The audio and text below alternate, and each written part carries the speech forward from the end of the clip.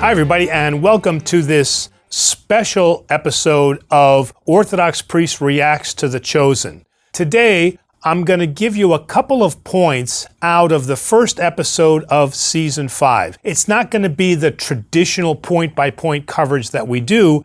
We'll do that later. But I did want to comment on the opening episodes of Season 5 because I think there's some interesting points to make here as we get into this new season. In this first episode, which is entitled Entry, because he's entering into Jerusalem, it begins with an almost 10 to 15 minute dialogue of Jesus with his disciples. Now, we would know this better as the farewell dialogues that are presented from chapter 13 to 17 in the Gospel of John. So instead of just a whole hour of listening to the farewell discourse, I think what we have here is a wonderful framing of what's going to transpire over the course of this fifth season. So I thought that that was a very interesting way to do this. Open with the farewell discourses, but then kind of go back and forth to the different episodes that are happening during this Passion Week. This method is much more visually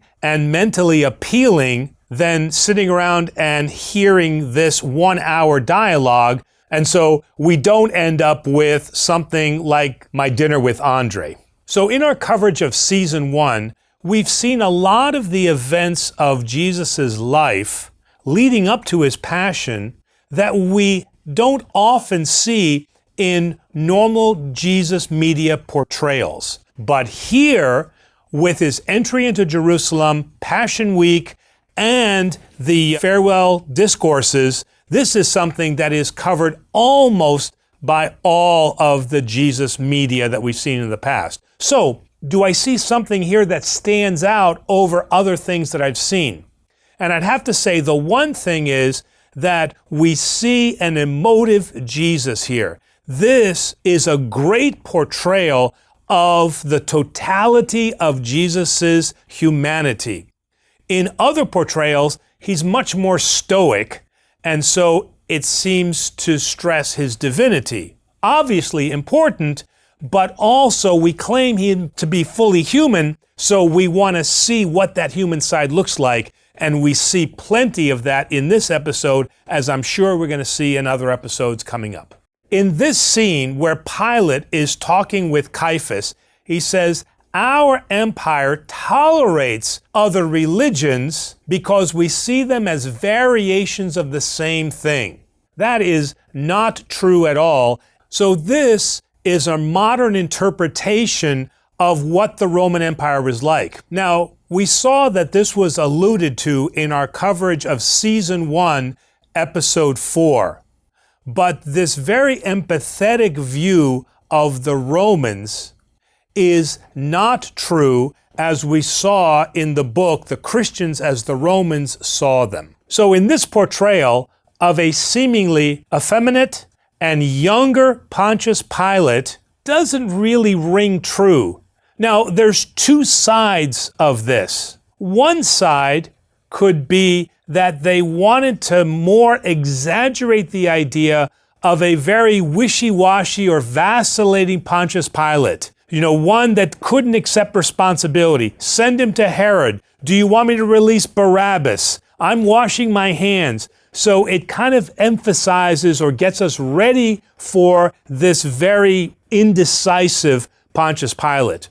But then we also have his depiction that he is a Roman governor. You don't get to be a governor without having some degree of brutality if you're going to lead Roman troops. I'm not sure whether this was a nod to Joaquin Phoenix in Gladiator, the way that he played the emperor, or if they're trying to make the point about a vacillating and kind of wishy-washy governor at the time that Jesus was experiencing his passion. So as we come to the conclusion of this episode, we see Jesus attending a wedding.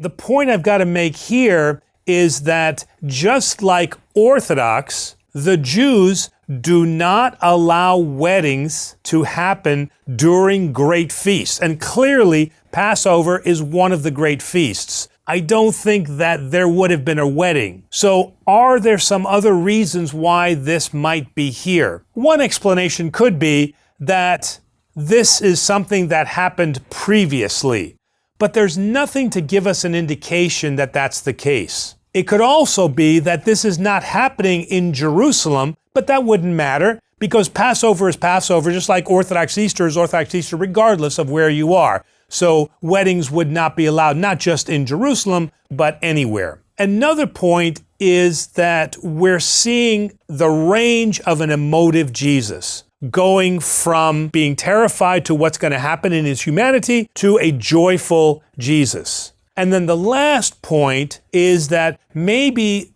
the Chosen wanted to represent this as kind of a nice bookend.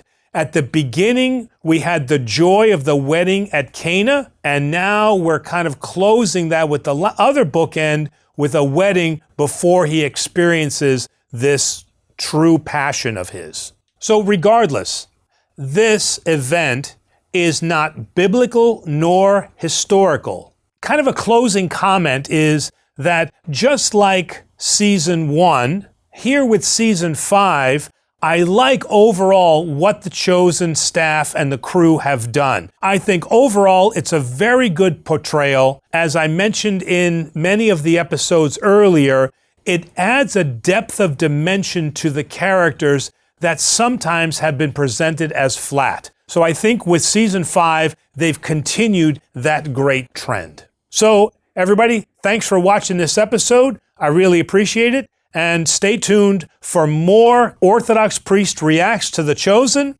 And remember to like, share, and subscribe. We'll see you soon.